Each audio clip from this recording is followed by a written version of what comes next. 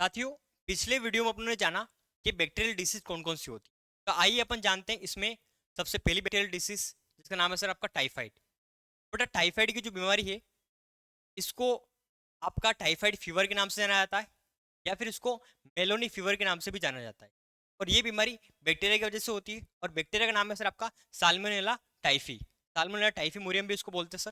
Bacteria का नाम है सर आपका साल्मोनेला टाइफी, जिसकी वजह से ये बीमारी होती है, रोग कारक ये है। अब ये बीमारी फैलती कैसे है सर?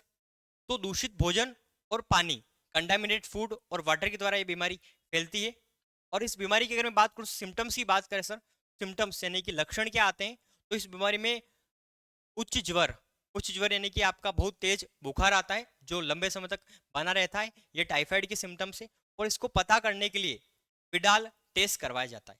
और इसके बाद बेटा अपन जानेंगे एक और नई बीमारी जो बैक्टीरिया के द्वारा होती है, वो है सर निमोनिया।